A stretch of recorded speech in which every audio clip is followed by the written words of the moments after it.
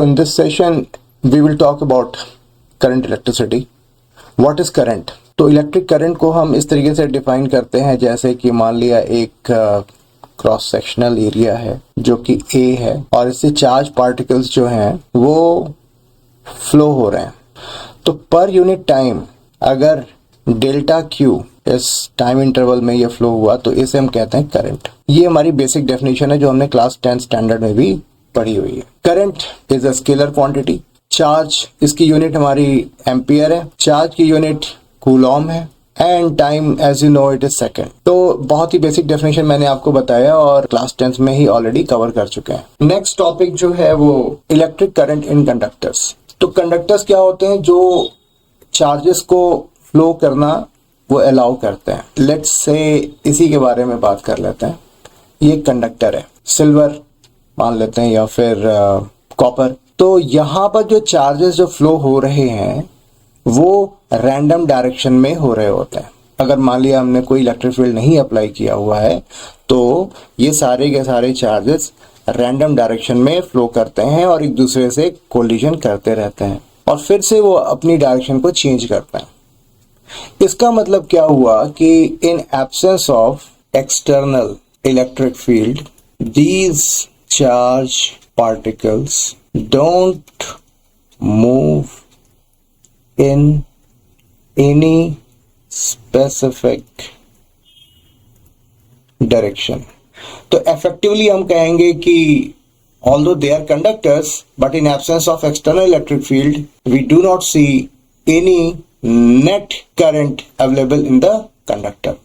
तो कंडक्टर में हमें कोई भी करंट नहीं मिलती है। लेकिन अगर हम एक्सटर्नल इलेक्ट्रिक फील्ड अप्लाई कर दें उस केस में क्या होगा, यानी कि पॉजिटिव एंड नेगेटिव। तो ये जो चार्ज पार्टिकल्स हैं, चार्ज पार्टिकल्स जो हैं Q, ये हमारे इस डायरेक्शन में मूव करने लगे। इन अर्लियर डेज इसी तरीके से इसको कॉन्सेप्चुलाइज किया गया था। लेटर वी रियलाइज कि ये जो चार्ज पार्टिकल जिसके बारे में हम बात कर रहे हैं ये कुछ और नहीं इलेक्ट्रॉन है और इलेक्ट्रॉन्स जो हैं वो नेगेटिवली चार्ज पार्टिकल्स हैं। तो इसका मतलब ये हुआ कि जिस डायरेक्शन में करंट फ्लो हो रही है ना, इलेक्ट्रॉन्स उसकी अपोजिट डायरेक्शन में चल रहे हैं। बाकी सारी चीजें उनकी जो उन्होंने कंसेप्ट थे उसको हमने आज तक रिटेन किया हुआ है, इसमें कहीं कोई चेंजेस नहीं आए हैं। हमें ये समझने की जरूरत है कि जिस डायरेक्शन में करंट फ्लो हो रही है इलेक्ट्रॉन्स जो है उसके अपोजिट डायरेक्शन में फ्लो हो रहा है। So this was electric current in conductors. तो एक कोई भी कंडक्टर है उसमें हम ये चाहते हैं कि करंट फ्लो हो तो हमें एक्सटर्नल इलेक्ट्रिक फील्ड उस पर अप्लाई करनी होगी, तभी हमें करंट मिलेगी। और ये इलेक्ट्रिक फील्ड अप्लाई करने के लिए हमें एक्सटर्नली कोई सोर्स ऑफ एनर्जी देनी होगी, जैसे बैटरी, कुछ ऐसी चीजें, और उसके बाद हमें करंट मिलती है। चलो अभी हम लोग ओम्स लॉ को स्टडी करेंगे। तो जैसा कि मैंने बताया कि कोई भी कंडक्टर है उसमें हमें अगर इलेक्ट्रिक करंट चाहिए तो हमें एक्सटर्नल इलेक्ट्रिक फील्ड अप्लाई करनी पड़ेगी, यानी कि कोई सोर्स ऑफ एनर्जी देना होगा और ये सोर्स ऑफ एनर्जी हमारे लिए बैटरी है। इस कंडक्टर में इलेक्ट्रिक करंट मिलनी शुरू हो जाती है। I is nothing but delta Q upon delta T. जो बेसिक डेफिनेशन हमने पढ़ा हुआ है उसी के बारे में हम लोग बात कर रहे हैं। तो मिस्टर ओम ने एक रिलेशनशिप फाइंड आउट किया जो सर्किट में करंट फ्लो हो रही है और बैटरी के पोटेंशियल के बीच में। ये V है और ये I है। प्रपोर्शन में हम लोग करंट वोल्टेज बढ़ा रहे हैं, उसी प्रपोर्शन में हमें करंट भी मिल रही है। यानी कि जो V है it is directly proportional to I। ये उन्होंने अपने एक्सपेरिमेंट के थ्रू शो किया और जब उन्होंने ग्राफ प्लॉट किया तो इट लुक लाइक दिस।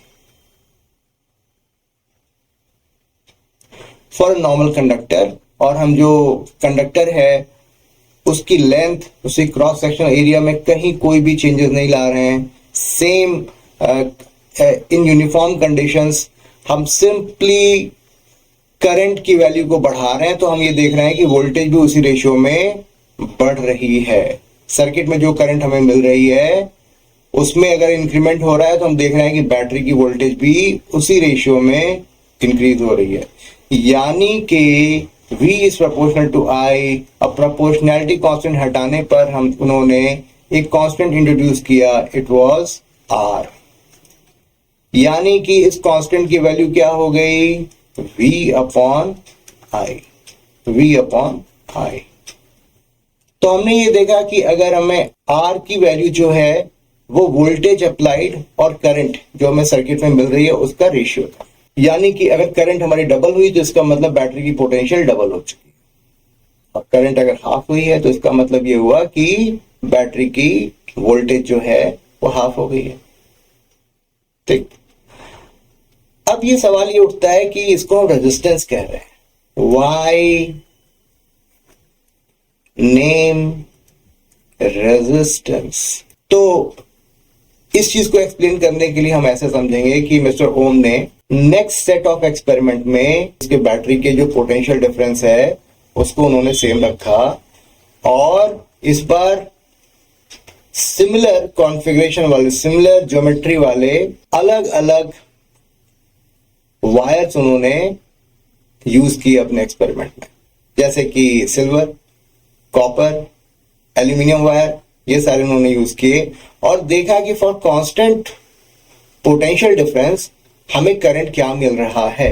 तो उन्होंने फाइंड आउट किया कि I फॉर सिल्वर हमें ज्यादा मिल रहा है, और I फॉर कॉपर, और ये I for copper was greater than I of aluminium. तो इसका मतलब ये हुआ कि वोल्टेज तो कांस्टेंट है, सर्किट में वोल्टेज कांस्टेंट है, लेकिन करंट हमें सिल्वर के केस में ज्यादा मिल रही है, करंट हमें सिल्वर के केस में ज्यादा मिल रही है। इसका मतलब क्या हुआ कि सिल्वर का जो कांस्टेंट वैल्यू आएगी R equal to V upon I, वो कम होगी। इसका मतलब हम ये कंक्लूड कर सकते हैं कि एल्यूमिनियम के केस में हमें R की वैल्यू ज्यादा मिल रही है क्योंकि I की वैल्यू कम है।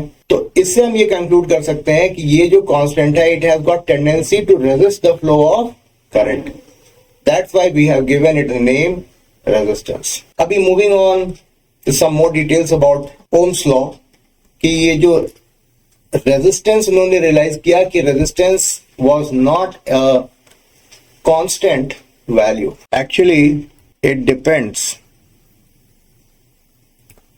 Upon the length of conductor, also depends upon the cross sectional area।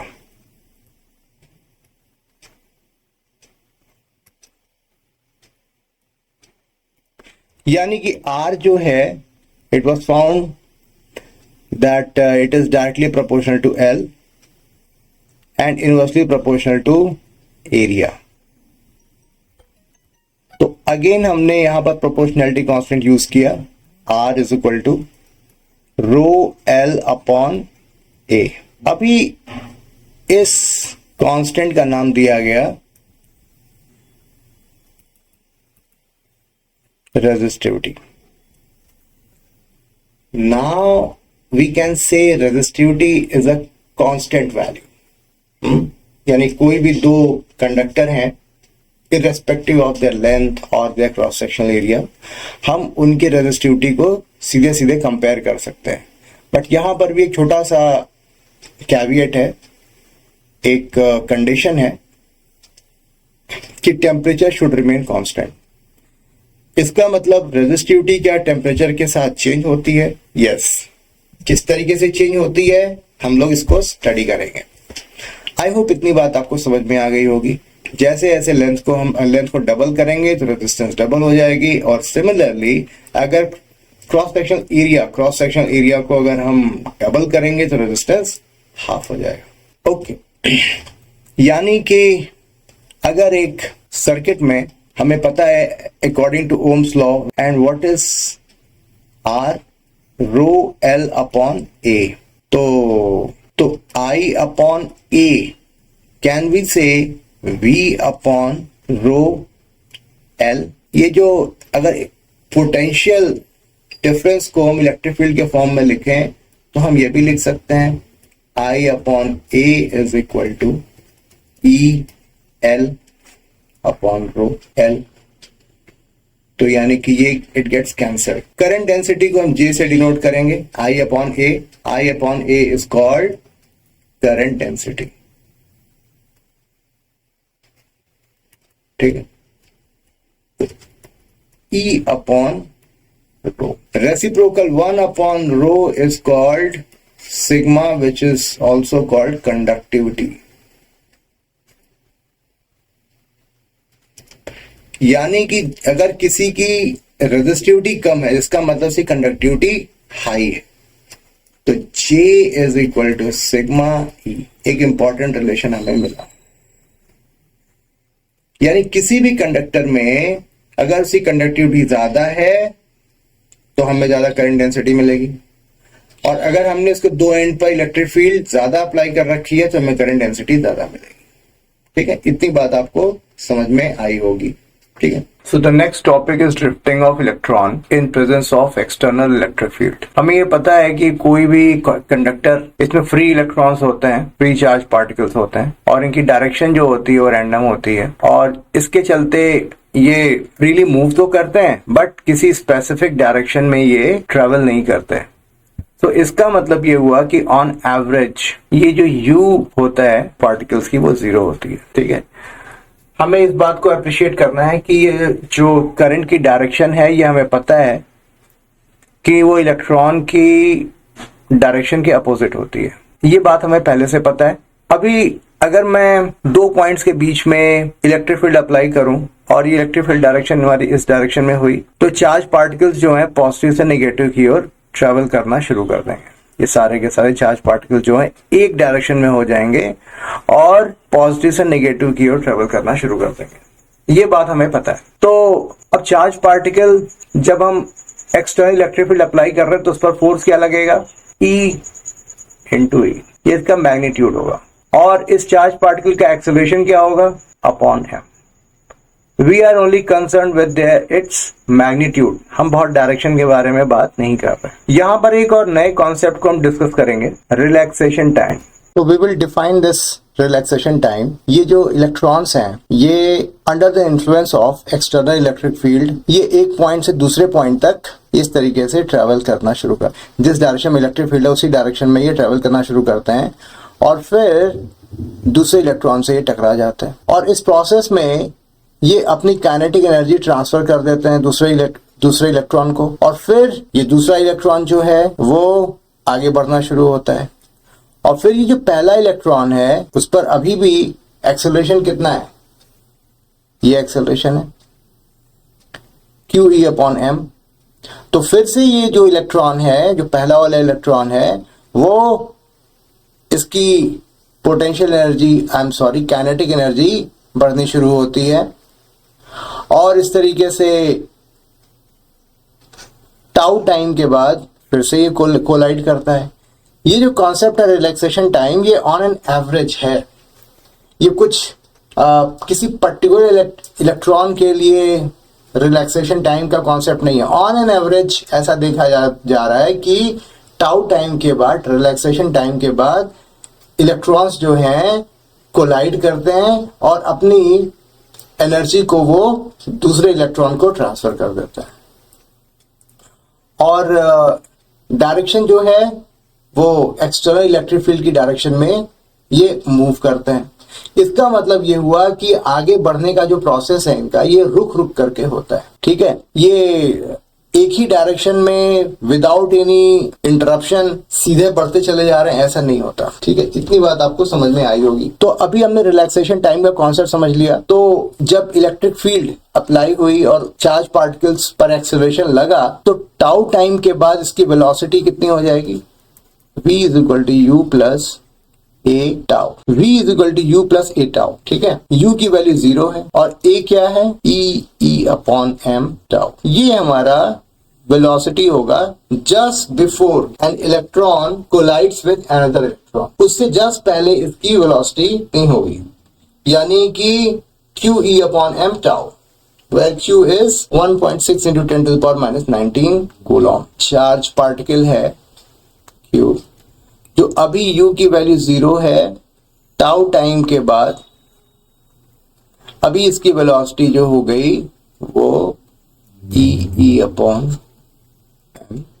Tau, और इसके बाद रिलैक्सेशन टाइम के बाद ये कोलाइड कर जाता है। इस तरीके से मान लिया कि टाइम टी टाइम में ये एल डिस्टेंस ट्रेवल करता है, L distance travelled by the charge particle. L distance travel करने में लेट्स से इसने टी टाइम लिया, तो L is equal to V D into delta T, L is equal to V D into delta T, where V D is defined as drift velocity. L distance से drift होने में इसको कितना time लगेगा, V D into delta T, ये हमने यहां पर समझ लिया। अगर मान लिया कि इस क्रॉस सेक्शन का एरिया ए है, तो volume of the portion in which few charge particle drift is A into L, यानी वॉल्यूम क्या हो गया, A VD delta T. If N is the number of charged particles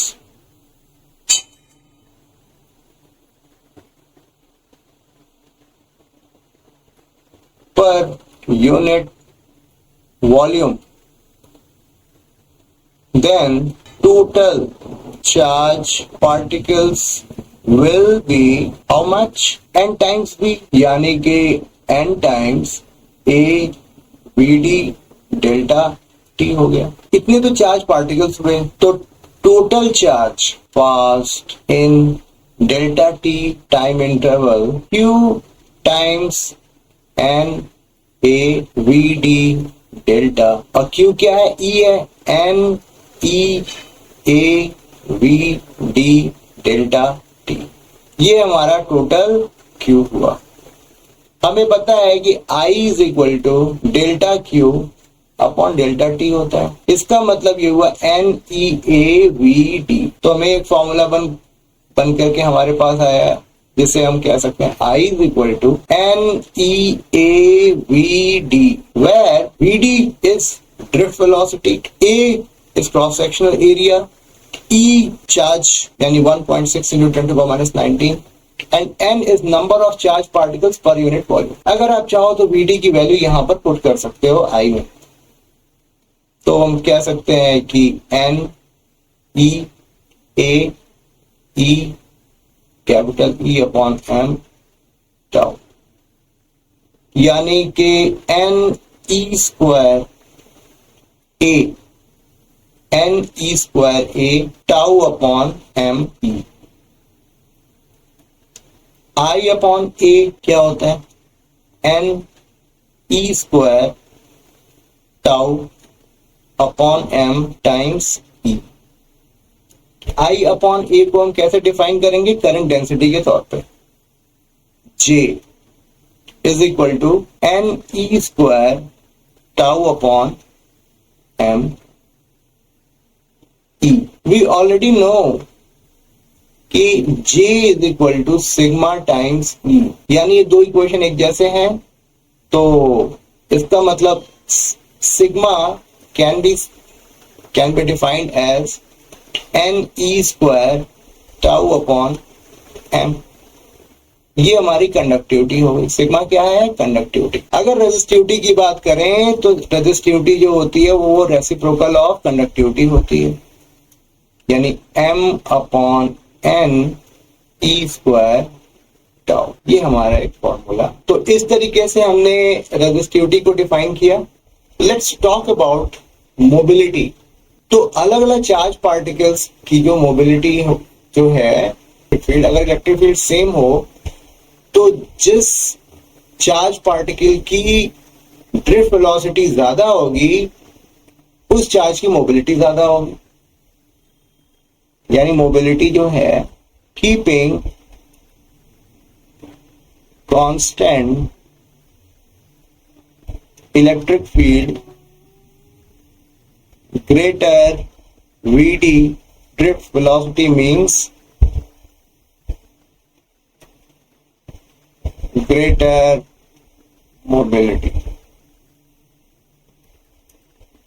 ठीक है, VD को हमने कैसे डिफाइन किया था? E upon M tau. तो VD अपॉन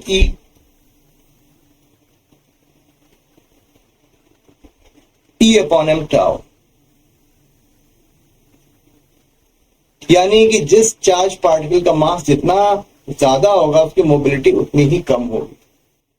तो now the limitation of Ohm's law हम लोग स्टडी करेंगे कि ओम्स लॉ में क्या इश्यूज हैं और क्या ये सबके लिए ये ओम्स लॉ फॉलो होता है। ऐसा नहीं है, कई केसेस में हमें ओम्स लॉ में डेविएशन मिलता है, जो कि जैसा कि हमें पता है R is a ratio of V and I। जो हमने वोल्टेज अप्लाई किया और करंट जो सर्किट में हमें मिल रही है उसका जो रेशियो है वो R, it is suppose to be constant, but ऐसा नहीं है। इवन हम बहुत अच्छे कंडक्टर्स को भी यूज करते हैं तो उसमें भी हमें थोड़ा सा डेविएशन मिलता है। जैसा कि हम देख पा रहे हैं कि इनिशियली फॉर लोअर पोटेंशियल हमें ग्राफ प्रीटी मच स्ट्रेट मिलता है, लेकिन जैसे जैसे हम वोल्टेज बढ़ाते चले जाते हैं उसी रेशियो में, बिल्कुल उसी रेशियो में हमें करंट नहीं, तो हमें एक पॉजिटिव डेविएशन देखने को मिलता है। ये इस फिगर में हमें क्लियरली समझ में आ रहा है कि बिल्कुल स्ट्रेट पाथ हमें नहीं मिल रहा, इसकी स्लोप चेंज हो रही है। So V ceases to be proportional to I, P और I का जो प्रोपोर्शनैलिटी है वो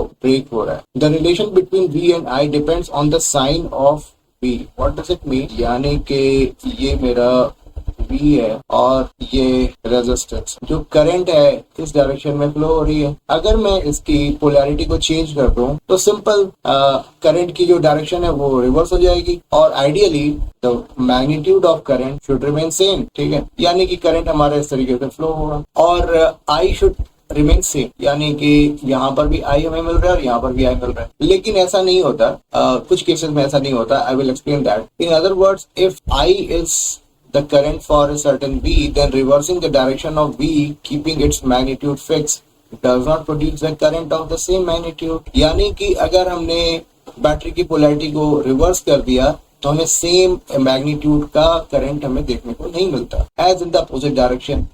ऐसा जब डायोड हम लोग अप्लाई करते हैं तो उस केस में हमें ऐसा देखने को मिलता। तो डायोड के बारे में थोड़ी डिटेल्स मैं आपको देने वाला हूँ। जैसे कि मान लिया ये है मेरा डायोड, इस तरीके से इसको रिप्रेजेंट करते हैं और ये जो प्रेजेंटेशन है इसे हम फॉरवर्ड बायसिंग कहते हैं। इसमें करंट ज्यादा मिल रहा है, लेकिन अगर मैं बैटरी की पोलैरिटी को रिवर्स कर दूं तो करंट बहुत कम सर्किट में फ्लो होता है। यानी कि suddenly just by changing the polarity of battery we see a very heavy amount of resistance present in the circuit। तो ये तो ओम्स लॉ का वायलेशन हुआ। तो इस तरीके से हम ये कह सकते हैं कि डायोड जब हम अप्लाई करते हैं तो डिपेंड करता है किस तरीके से कनेक्शन है डायोड का विद रिस्पेक्ट टू बैटरी। अगर फॉरवर्ड बायसिंग है तो करंट ज्यादा करंट फ्लो होती है और रिवर्स बायसिंग है तो करंट काफी कम फ्लो। तो let's talk about figure 3.6 characteristic curve of diode. Note the different scale of negative and positive value of voltage and current. यानी कि ये जो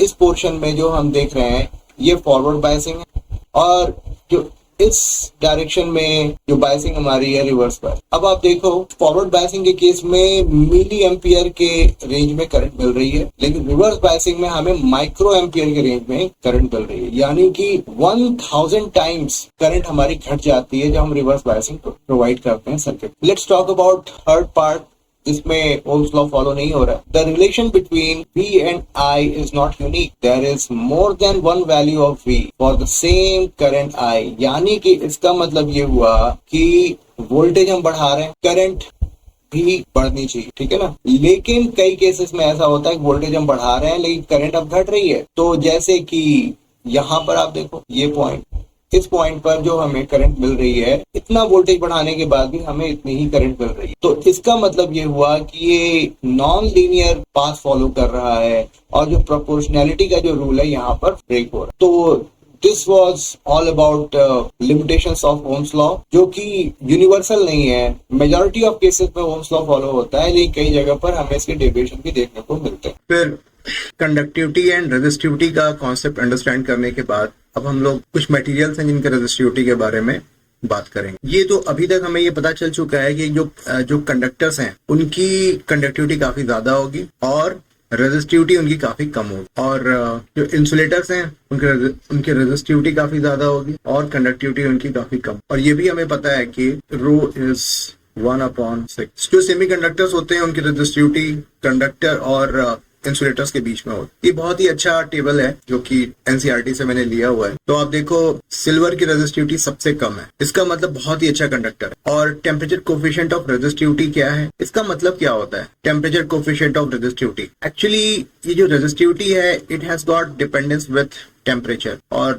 रो जो है rho naught 1 plus alpha delta T हो। यहाँ पर रो जो है वो let's say at T temperature पे रेजिस्टिविटी है और रो नॉट जो है वो इनिशियल टेम्परेचर है। तो यानी कि टेम्परेचर डिफरेंस कितना हुआ, टी माइनस टी नॉट, ये हमारा डेल्टा टी हुआ, ठीक है। और अल्फा क्या है, ये टेम्परेचर कोफिशिएंट है, यानी कि पर डिग्री सेल्सियस जैसे टेम्परेचर हम बढ़ाते हैं तो उसकी रेजिस्टिविटी में क्या चेंज आता है। तो ये कंडक्टर्स के लिए अल्फा की वैल्यू पॉजिटिव होती है और सेमी कंडक्टर्स के लिए ये अल्फा की वैल्यू नेगेटिव होती है। इसे मैं स्टेप बाय स्टेप ठीक तरीके से समझाऊंगा अगले ही सेक्शन में। तो चूंकि एक अलग से कॉलम बना रखा है तो इसको थोड़ा सा ब्रीफ एक्सप्लेनेशन देना जरूरी था। Similarly moving on after silver, copper की रेजिस्टिविटी थोड़ी सी ज्यादा हुई, यानी कि इसकी कंडक्टिविटी थोड़ी सी घट गई। And aluminium, tungsten, iron, platinum, इस तरीके से अब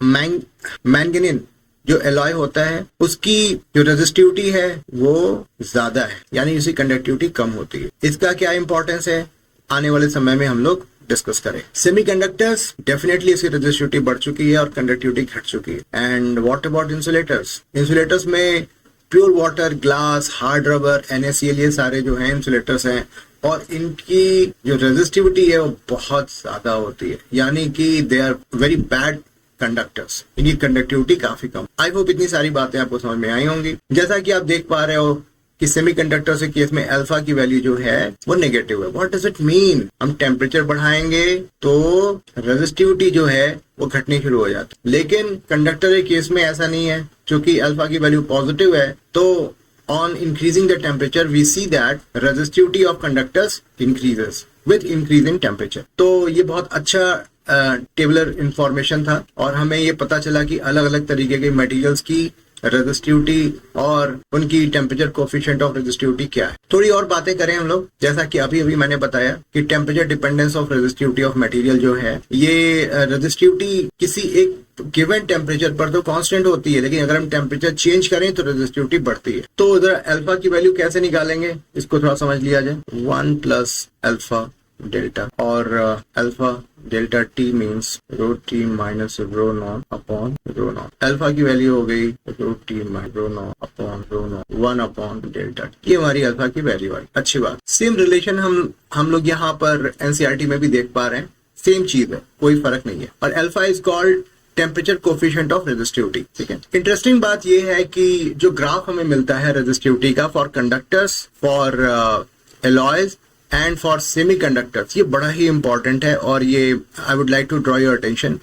आप जैसा देख पा रहे हो कि कंडक्टर के केस में ये जो हमारा ग्राफ है, कंडक्टर के केस में हमारा ग्राफ बिल्कुल स्ट्रेट नहीं है। हमारा रेजिस्टिविटी जो है वो स्ट्रेट नहीं है। जैसे जैसे टेम्परेचर हम बढ़ा रहे हैं, इसका मतलब ये हुआ कि नॉन लीनियर मैनर में जो रेजिस्टिविटी है वो वेरी कर रही है। इसका मतलब ये हुआ कि with increase in temperature resistivity जो है लीनियर फैशन में ये नहीं बढ़ रही है। आप समझ रहे हो? लेकिन जो एलॉय है उनके केस में ये काफी ज्यादा स्टेबल है, यानी कि बिल्कुल एक स्पेसिफिक प्रोपोर्शन में ये रेजिस्टिविटी बढ़ रही है। जैसे जैसे टेम्परेचर हम बढ़ा रहे हैं वैसे वैसे इसकी रेजिस्टिविटी बढ़ रही है। बिल्कुल लीनियर ग्राफ हमें मिल रहा है। एंड ऑन द कॉन्ट्रेरी अगर हम सेमीकंडक्टर की बात करें तो यहाँ पर इनवर्स प्रोपोर्शनैलिटी है। इसका मतलब टेम्परेचर बढ़ रहा है तो रेजिस्टिविटी घट रही है, यानी कि रेजिस्टेंस घट रहा है। ठीक, हमने जो डिराइव किया था एक्सप्रेशन ड्रिफ्ट वेलोसिटी का, उसमें कंडक्टिविटी और रेजिस्टिविटी को भी डिफाइन किया था और रेजिस्टिविटी का फॉर्मूला m/n(e²) टाउ था। तो ये जो ग्राफिकल इंफॉर्मेशन है कंडक्टर्स की, एलॉयज की और सेमीकंडक्टर की, this is very very important from examination point of, ठीक है। और इस पर बेस हम न्यूमेरिकल्स करेंगे, डेफिनेटली करेंगे और अच्छे खासे करेंगे, and those numericals are also very important. So the next topic is electrical energy and power in any circuit. तो हमें ये पता है कि किसी भी सर्किट में जो सोर्स ऑफ एनर्जी है वो हमारी बैटरी है। जो चार्जेस जो हैं इसी एनर्जी से फ्लो कर पाते हैं higher potential to lower potential. We have already studied W is equal to Q into V। तो चार्ज जो है पॉजिटिव टर्मिनल से नेगेटिव टर्मिनल की ओर ट्रेवल करता है if potential difference between these two plates is V and the work done by the charge is W is equal to Q into, ठीक है। तो इसका मतलब जो ये वर्क कर रहा है, डेफिनेटली वर्क एनर्जी जो रिलेशन है वो यही कहता है कि इतनी एनर्जी सप्लाई की गई होगी, बैटरी ने सप्लाई की होगी, तभी तो इतना वर्क हुआ। तो ये जो Q into V जो वर्क डन है, it is nothing but provided by the battery. बहुत अच्छी बात है। आप जरा सोचने की कोशिश करो, ये चार्ज यहां से ये पॉजिटिव टू नेगेटिव टर्मिनल की ओर आया और इसमें इतना वर्क डन हो गया, ठीक है। उसके बाद फिर से ये ट्रेवल करना शुरू करता, लगातार जो है पॉजिटिव टर्मिनल से नेगेटिव टर्मिनल की ओर चार्जेस फ्लो करते जा रहे हैं। ये जो वर्क डन है, हम लोग जो है एक फैन चला सकते हैं, कोई इलेक्ट्रिक बल्ब जला सकते हैं, वॉशिंग मशीन चला सकते हैं। अगर इस सर्किट में कुछ भी इस तरीके से अप्लायंसेस कोई लोड कनेक्टेड नहीं है, सिंपली अगर हम रेजिस्टेंस वायर हम यहाँ पर लगाते हैं तो भी ये जो वर्क डन हो रहा है और ये जो वर्क डन है वो हीट के फॉर्म में डेसिपेट हो रहा है। तो if only resistance is available in the circuit, then work done will be dissipated in the form of thermal energy। यानी कि ये जो H होगा that will be equal to Q into, अगर हमारे सर्किट में ओनली रेजिस्टेंस कनेक्टेड है तो if flow of charge maintained for t time interval, then H is equal to IVT लिख सकते हैं। आई होप आपको इतनी बात समझ में आ रही हो। IVT। तो किसी भी सर्किट में हमें कुछ और भी इंफॉर्मेशन पता है, जैसा कि we know V is equal to IR। This relation always holds true। तो एक इक्वेशन तो हमारा ये हुआ, इसे थोड़ा सा मॉडिफाई किया जा सकता है। V की जगह पर हम IR पुट कर सकते हैं, यानी कि I square RT। Similarly I को हम V by R के फॉर्म में लिख सकते हैं, ठीक है ना। IVT है तो V upon R into VT, यानी V square upon RT। This is our equation number 3। तो इसका मतलब फॉर्मूले के फॉर्म में लिख देता हूं, H is equal to VIT I square RT V square upon RT। ये हमारे हीट डेसिपेशन के हमें फॉर्मूले मिले। Similarly we can talk about the concept of power also. अभी हम पावर के कॉन्सेप्ट को पढ़ते हैं, W अपॉन T, या फिर heat dissipation per unit time, यानी कि पावर जो है work done per unit time और heat dissipation per unit time. Unit of power watt है, ऐसा यूनिट, ठीक है। ओके, तो जैसा कि हमें पता है ऑलरेडी H की वैल्यू क्या होती है, VIT, और V square upon RT I square RT। ये H का फॉर्मूला हमारे पास ऑलरेडी अवेलेबल है। तो पावर क्या हो जाएगा, H अपॉन T, यानी कि VI V square upon R and I square R। इतनी सारी बातें हमने सीख ली है, क्लास 10 स्टैंडर्ड में भी हमने पढ़ रखा है। 1 unit electricity consumption means what. तो हम लोग 1 यूनिट इलेक्ट्रिसिटी कंजम्पशन को डिफाइन करेंगे। 1 यूनिट इलेक्ट्रिसिटी कंजम्पशन, जैसा कि हमें पता है P is equal to W upon T। तो W क्या हुआ, P इंटू T, यानी कि जो एनर्जी या वर्क डन की जो यूनिट है, तो unit of energy we can write watt second. यानी वॉट सेकेंड जो है वो जूल के इक्विवेलेंट हुआ। अगर मैं 1000 वॉट को मैं 1 किलो वॉट बोलूं और 3600 सेकेंड को मैं 1 आवर बोलूं, क्या मैं कह सकता हूं कि 1 kilo watt hour, kilowatt is a unit of power, hour is a unit of time.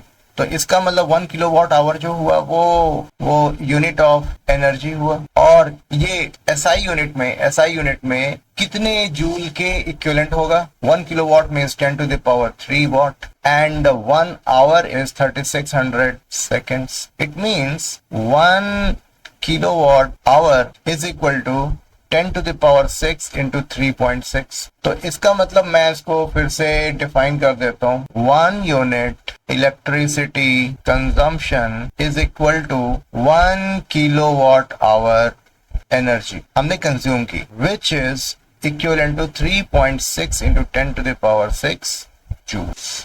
ये बात हमने समझ लिया, हमने पावर अंडरस्टैंड किया, हमने एनर्जी कंजम्पशन को यूज अंडरस्टैंड किया। कुछ और बातें भी करते हैं इलेक्ट्रिक सर्किट के कंटिन्यूएशन में ही, सेल, बैटरी एंड ईएमएफ। तो जैसा कि सर्किट में बैटरी है, रेजिस्टेंस है, अगर एक ही पॉजिटिव प्लेट है और एक ही नेगेटिव प्लेट है, यानी कि इसे हम इलेक्ट्रिक सेल कहेंगे, यानी स्मॉलेस्ट यूनिट जो है वो इलेक्ट्रिक सेल है। और बैटरी में कई सारे जो सेल्स हैं वो एक साथ उनको कनेक्ट कर दिया जाता है, ठीक है। तो सेल का जो कॉम्बिनेशन हुआ, जैसे हम लोग रेजिस्टेंस में कॉम्बिनेशन करते हैं सीरीज एंड पैरेलल, उसी तरीके से यहाँ पर भी ये पॉसिबिलिटी है और इलेक्ट्रिक सेल्स को आपस में सीरीज या फिर पैरेलली कनेक्ट करते हुए हम एक बैटरी का निर्माण करते हैं। तो हम ऐसे भी कर सकते हैं, इस तरीके से 2 पॉइंट्स हैं और इनके बीच में जो सेल्स को हमने इस तरीके से कनेक्ट कर दिया, या फिर इसे हम ऐसे भी कर सकते हैं, इस तरीके से भी हम इसको सर्किट के साथ हम कनेक्ट कर सकते हैं और ये भी एक बैटरी के इक्विवेलेंट ही हुआ, है ना। सिमिलरली इसे भी हम कुछ ऐसे ही बोलेंगे, ठीक। तो ये जो बैटरी है इसके अंदर कुछ केमिकल्स होते हैं। अभी हमें कुछ बेसिक कॉन्सेप्ट समझना है कि ये जो केमिकल रिएक्शंस होते हैं जिसके चलते इलेक्ट्रिकल एनर्जी प्रोड्यूस होती है और ये प्लेट्स पे चार्जेस का एक्यूमुलेशन होता है। किसी भी बैटरी में पॉजिटिव प्लेट और नेगेटिव प्लेट के बीच में पोटेंशियल का डिफरेंस आ जाता है। This difference between what difference? Potential difference. This potential difference between plates of battery is called EMF. We use this word EMF when the battery is not connected with any resistance और load. ये potential difference between the plates of battery जो है उसको हम EMF कहेंगे जब battery किसी भी एक्सटर्नल रेजिस्टेंस या फिर किसी लोड से कनेक्टेड नहीं है। उस केस में हम बैटरी के जो प्लेट्स के बीच के पोटेंशियल डिफरेंस को ईएमएफ बोल देते हैं। ये ईएमएफ हम मेजर कैसे करते हैं? बैटरी के ईएमएफ को मेजर करने के लिए हम पोटेंशियोमीटर यूज करते हैं। तो जब पोटेंशियोमीटर पढ़ेंगे तो उसको डिटेल में समझेंगे किस तरीके से हमें बैटरी का ईएमएफ मेजर करना है। बैटरी का पोटेंशियल जो है वो यूज हो रहा है करंट सप्लाई करने, ठीक है। ये मेरी बैटरी है और ये हमें पता है कि पॉजिटिव टर्मिनल और नेगेटिव टर्मिनल के बीच का जो है पोटेंशियल का जो डिफरेंस है उसे हमने ईएमएफ का नाम दिया, ठीक। और जैसे ही हम इन वायर्स को आपस में कनेक्ट करते हैं, करंट स्टार्ट फ्लोइंग, यहाँ पर करंट फ्लो करना शुरू करता है, पॉजिटिव टर्मिनल से नेगेटिव टर्मिनल की ओर चलना शुरू करता है और फिर जैसे ही नेगेटिव टर्मिनल पर आता है ये पाथ भी ये फॉलो करता है, तभी तो एक क्लोज लूप बनेगा। इंटरेस्टिंग बात ये है कि ये जब बैटरी के अंदर नेगेटिव टर्मिनल से पॉजिटिव टर्मिनल की ओर चल रहा है तो अब यहाँ पर जो है जो पोटेंशियल का डिफरेंस है वो पॉजिटिव नहीं आ रहा बल्कि नेगेटिव आ रहा है। हियर पोटेंशियल डिफरेंस जो है इज नेगेटिव। बात समझ में आ रही है? तो इसको यहाँ पर रेजिस्टेंस मिलता है, इसको यहाँ पर रेजिस्टेंस मिलता है। तो अगर ये 2 पॉइंट्स हैं ए बी, तो अगर करंट ए और बी के बीच में जो करंट बह रही है इनसाइड द बैटरी, तो V A minus V B is equal to EMF minus I small R. ये रिलेशन हमें देखने को मिलता है। इसका मतलब क्या हुआ कि जो हमारा पॉइंट ए और बी के बीच का पोटेंशियल डिफरेंस है वो ईएमएफ से कम होगा, हमेशा कम आएगा। जब भी करंट फ्लो होगी बैटरी की ईएमएफ से जो ए और बी के बीच का पोटेंशियल का जो डिफरेंस है वो थोड़ा सा कम। EMF is equal to let's say V A minus V B is equal to V plus I R. ये एक इंपॉर्टेंट रिलेशन है जिसको हमें समझना है। अब आगे की कहानी देखते हैं कि जब करंट बैटरी के बाहर वायर के थ्रू फ्लो कर रहा है वहां पर क्या हो रहा है। तो ए और बी के बीच में तो करंट आई फ्लो हो रहा है, ऑफ कोर्स बैटरी के अंदर भी वो करंट आई ही फ्लो हुआ और हर जगह पर करंट आई ही होगा। तो V A minus V B ये पोटेंशियल का डिफरेंस है जिसे हमने वी से डिफाइन किया है, that will be equal to I into R. Equation number 2. Can we put the value of V is equal to I capital R in equation number 1? Oh yes, why not? तो ये हो गया I R plus I small r. I common लिया, capital R plus small r. तो I की जो value आई वो EMF upon R plus small r। अब आप गौर करो, बैटरी का EMF तो कांस्टेंट वैल्यू है, अगर हमें करंट ज्यादा चाहिए तो हमारी इंटरनल रेजिस्टेंस जो है वो कम से कम होनी चाहिए। ऑफ कोर्स एक्सटर्नल रेजिस्टेंस की वैल्यू भी अगर हम घटाएंगे तो भी हमें करंट की वैल्यू ज्यादा मिलेगी। आई होप आपको इतनी बातें समझ में आ रही होंगी। तो ये एक इंपॉर्टेंट फॉर्मूला है, बहुत ही इंपॉर्टेंट फॉर्मूला है, इस पर क्वेश्चन पूछे जाते हैं। इनके न्यूमेरिकल जब हम करेंगे तो ये कॉन्सेप्ट्स और ज्यादा समझ में आए। So the next topic is cells in series and parallel, यानी कि जो सेल्स हैं इन्हें हम सीरीज या पैरेलल कनेक्शन में लगा सकते हैं। जैसे कि ये एक पॉइंट है और यहाँ से हमने एक सेल को दूसरे सेल के साथ सीरीज में लगाया, ठीक है, इस तरीके से। ये जो connection of cells in series हुआ, यूजुअली हम लोग इसी तरीके से पढ़ते हैं। जो बैटरी को हम लोग विजुलाइज करते हैं वो इसी तरीके से करते हैं। और पैरेलल कनेक्शन क्या होगा, कुछ इस तरीके से होगा, A एंड B। ये A एंड B को हम किसी रजिस्टर के साथ कनेक्ट कर सकते हैं और फिर करंट हमें मिलेगी। तो लेट्स से इसका EMF E1 है, E2 है, E3 है, E1, E2, E3 है। तो ये भी हमें पता है कि हर सेल में अपना उसका एक इंटरनल रेजिस्टेंस होता है। तो इस इंटरनल रेजिस्टेंस को भी हम इनकॉर्पोरेट करेंगे, तो यानी कि इसका इक्विवेलेंट डायग्राम होगा वो कुछ इस तरीके का होगा। फिर ऐसा, ये E1 है, इसका इंटरनल रेजिस्टेंस R1, ये E2 है, इसका इंटरनल रेजिस्टेंस R2 है, ये E3 है, इसका इंटरनल रेजिस्टेंस R3। इस तरीके से ढेर सारे हम सेल्स को आपस में सीरीज में कनेक्ट कर सकते हैं, ठीक। सिमिलरली हम इसका भी डायग्राम बना सकते हैं। यहाँ पे ये R1 हो गया, ये E1 है, और ये E2, और ये R2, E3 और ये R3। इस तरीके से हम इसे अंडरस्टैंड कर सकते हैं। बहुत अच्छी बात है। ये पॉइंट A है और ये पॉइंट B है। तो इनके इक्विवेलेंट EMF, यानी कि जो हमारी बैटरी बन करके आई, उस बैटरी का हमें इक्विवेलेंट EMF प्राप्त करना है और उस बैटरी का हमें इंटरनल रेजिस्टेंस फाइंड आउट करना है, ठीक है। तो we will start with cells in series connection. So this is point A and point B। तो क्या मैं इनको फिर से रीअरेंज कर सकता हूँ ऐसे, E1, E2, E3 and R1, R2 and R3, इस तरीके से रीअरेंज किया जा सकता है, A एंड B। तो VA minus VB, VA minus VB को अगर मैं V कहूं तो क्या होगा, E1 plus E2 plus E3 minus I R1 plus R2 plus R3। हमें पता है कि सेल के केस में जो दो पॉइंट के बीच का जो पोटेंशियल डिफरेंस होता है वो EMF minus I internal resistance होता है। Comparing these two equations we can say that equivalent EMF जो होगा, अगर मैं विजुलाइज करूं तो यानी कि एक बैटरी हमारी विजुलाइज हम कर सकते हैं जिसका EMF हमारा E है और इसका इंटरनल रेजिस्टेंस R है। ये हो गया A और ये हो गया B, है ना।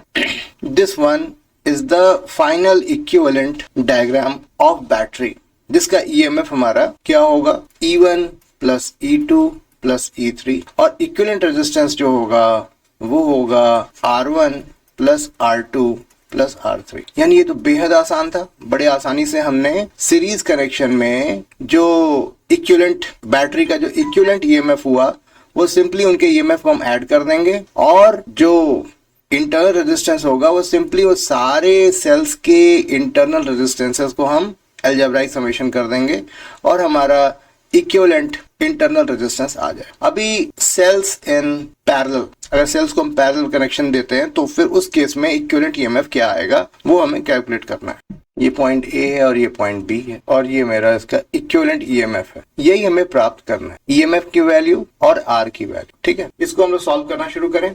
तो A और B के बीच में VA minus VB, VA minus VB, I1, I2, I3। तो VA माइनस VB जो है, जिसे हम V से डिफाइन कर रहे हैं, इसकी वैल्यू क्या होगी, E1 minus I1 R1। Similarly V is equal to E2 minus I2 R2 होगा, and V is equal to E3 minus I3 R3। यानी A और B के बीच का जो पोटेंशियल डिफरेंस है वो कांस्टेंट रहेगा जब हमने इस बैटरी को एक एक्सटर्नल रेजिस्टेंस से कनेक्ट कर दिया है उस केस में। तो जब हम बैटरी को एक्सटर्नल रेजिस्टेंस के साथ कनेक्ट करते हैं और when current starts flowing in the circuit, उस वक्त जो है हमें फॉर्मूला हमारे पास क्या है, EMF is equal to V plus I R, ठीक है, V प्लस आई आर होता है। तो इसका मतलब ये हुआ कि I की वैल्यू क्या होगी, EMF divided by R, V, I am sorry, minus V upon R। यानी ऊपर के इसी इक्वेशन को हम लोग यहाँ पर नेक्स्ट स्टेप में I is equal to EMF upon R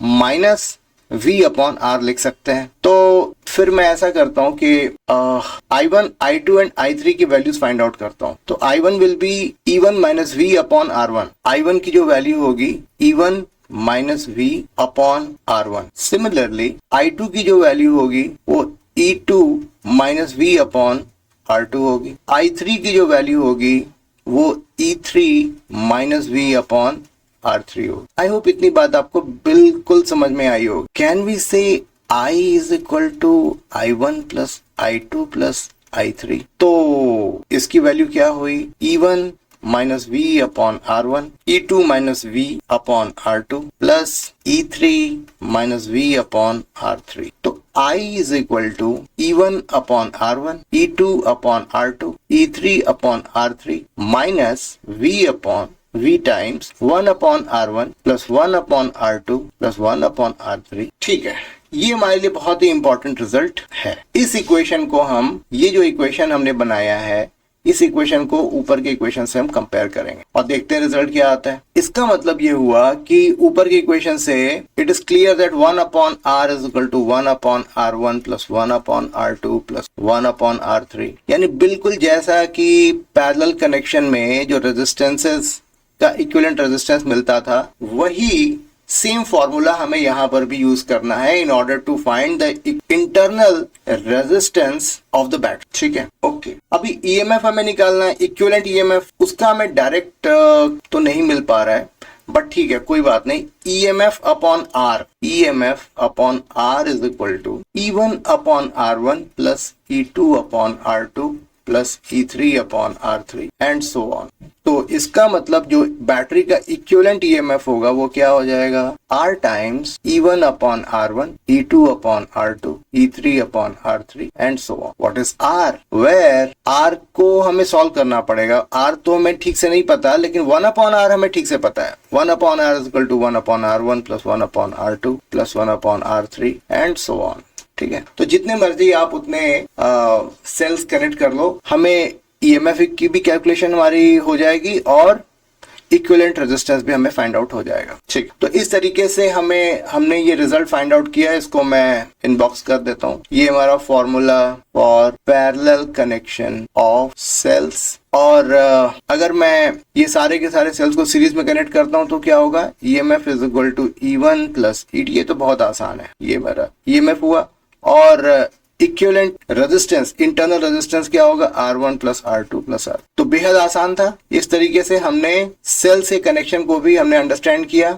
जैसा कि हमने रेजिस्टेंस को सीरीज और पैरेलल कनेक्शन हमने दिया था, उसी तरीके से हम सेल्स को भी सीरीज और पैरेलल कनेक्शन में कनेक्ट करेंगे और इक्विवेलेंट EMF और इक्विवेलेंट इंटरनल रेजिस्टेंस हम लोग फाइंड आउट करेंगे।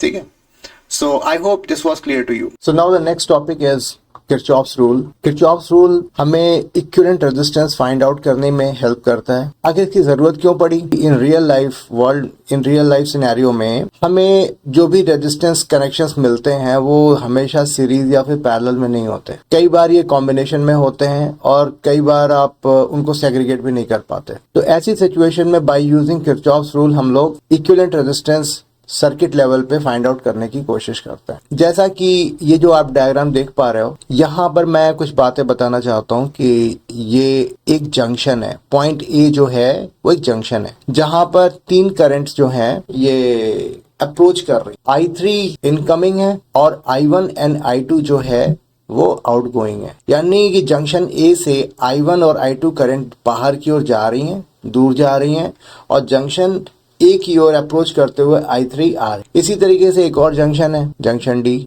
जंक्शन डी में करंट I1 अप्रोच कर रही है और करंट I2 भी अप्रोच कर रही है।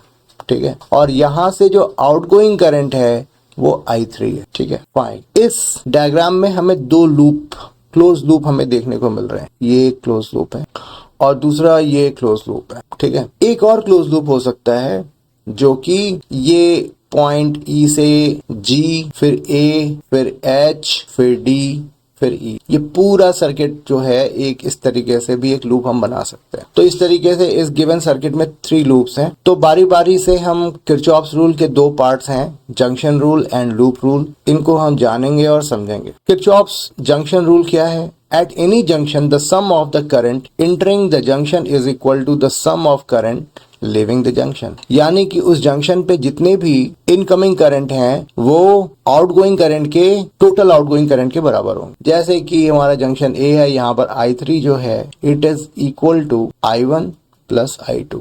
इनकमिंग करंट जो है it is summation of outgoing current. Similarly junction D पे जो आउटगोइंग करंट है I3 वो समेशन ऑफ इनकमिंग करंट के बराबर है, यानी I3 is equal to I1 plus I2।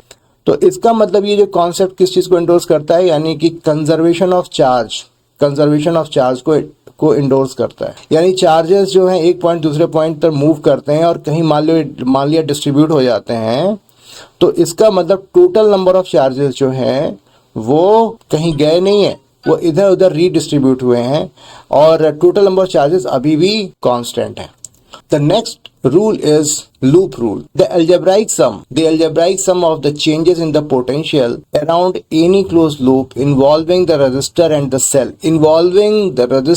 cells in the loop is 0। ठीक है, तो जैसे अगर मैं इसको लूप नंबर 1 बोलूं और ये लूप नंबर 2 है, तो लूप नंबर 1 में जो टोटल पोटेंशियल का ड्रॉप है वो सारे पोटेंशियल के ड्रॉप को अगर हम सम अप करते जाएं तो हमें रिजल्ट 0 मिलता है, यानी summation of algebraic summation of change in potential. ठीक है, तो सेल के थ्रू भी पोटेंशियल में चेंजेस आते हैं और रेजिस्टेंस में भी पोटेंशियल का ड्रॉप होता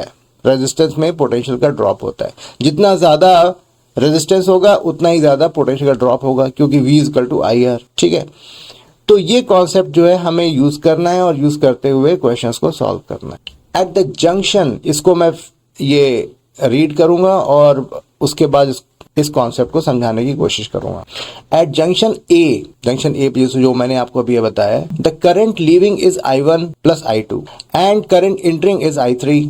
the junction rule says that I3 is equal to I1 plus I2, जैसा कि मैंने अभी आपको एक्सप्लेन किया। At any point H, current leaving is I1, there is only one current having H and by junction rule there will also be I1 for the loop AHDCBA and AHDCBA। हाँ, ये जो loop number 2 की बात हो रही है, and AHDEFGA। हाँ, यानी कि लार्जर लूप के बारे में बात हो रही है। The loop gives -30 I1। अच्छा, इसको जरा सा स्टडी किया जाए।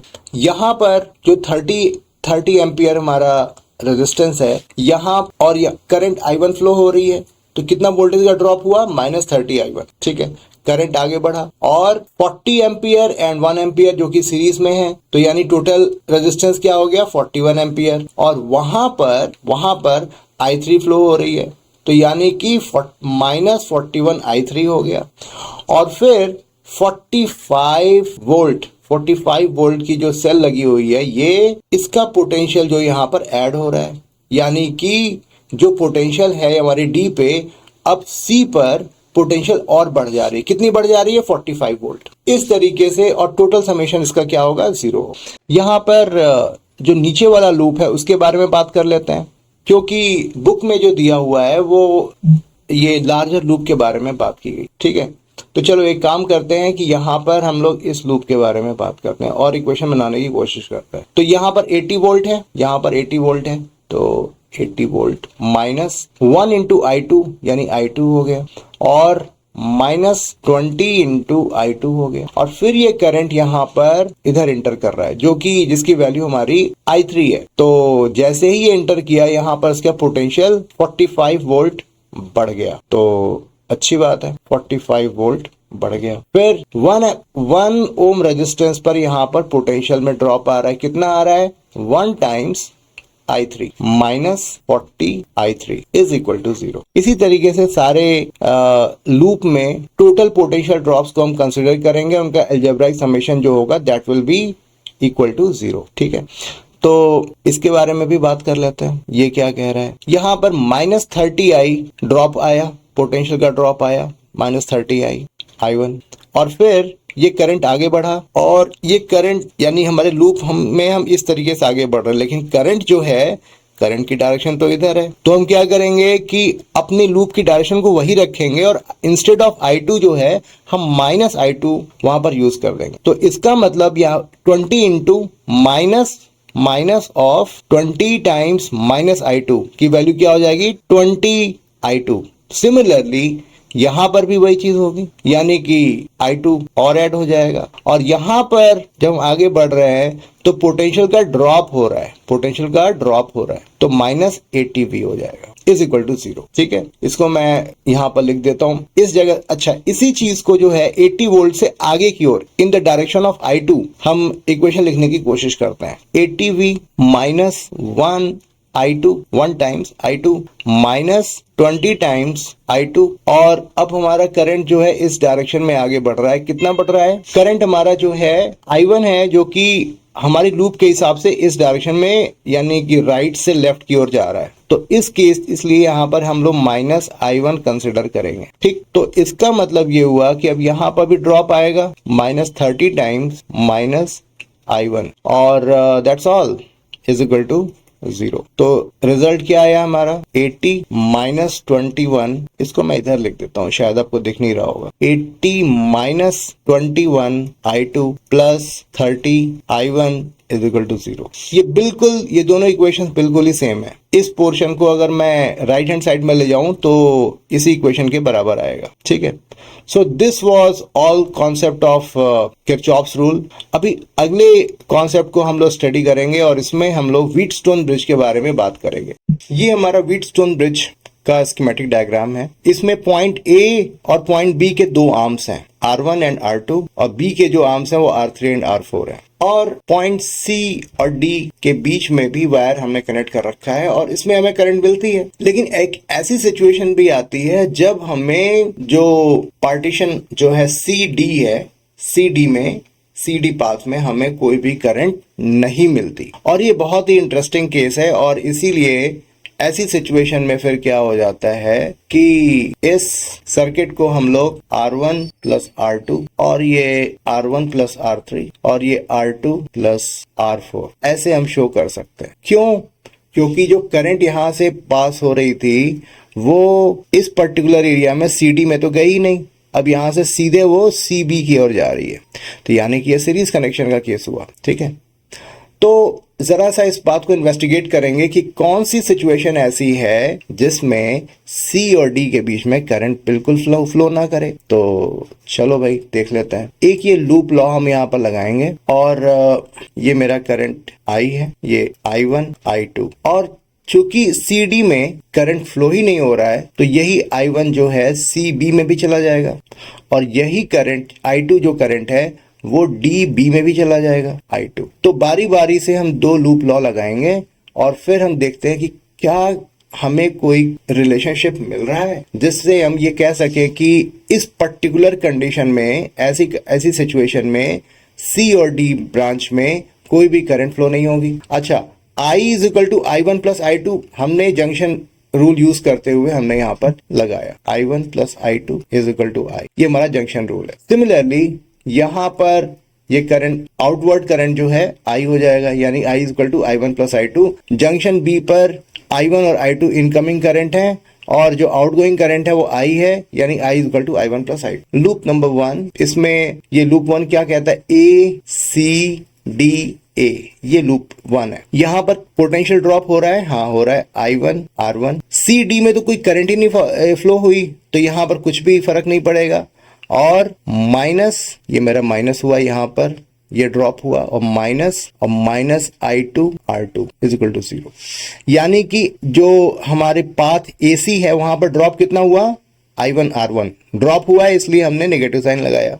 CD में करंट ही नहीं फ्लो हुई तो वहां पर कोई भी ड्रॉप नहीं हुआ। फिर D और A में, D A पाथ पे कितना ड्रॉप होगा, माइनस, तो लगाएंगे हम। और I2 R2, यहां पे करंट की डायरेक्शन हमारे लूप के हिसाब से करंट डायरेक्शन ये होनी चाहिए, लेकिन एक्चुअली I2 की डायरेक्शन अपोजिट डायरेक्शन में है तो I2 का साइन हम नेगेटिव कर देंगे। इस तरीके से हमारा I1 R1 is equal to I2 R2 आया, इक्वेशन नंबर 1। ठीक है, अभी नेक्स्ट लूप के बारे में बात करते हैं, लूप नंबर 2। ये C B D C है, यहां पर ड्रॉप जो हो रहा है I1 R3 हो रहा है और माइनस I2 R4 हो रहा है। इसका मतलब क्या हुआ कि I1 R3 is equal to I2 R4, equation number 2।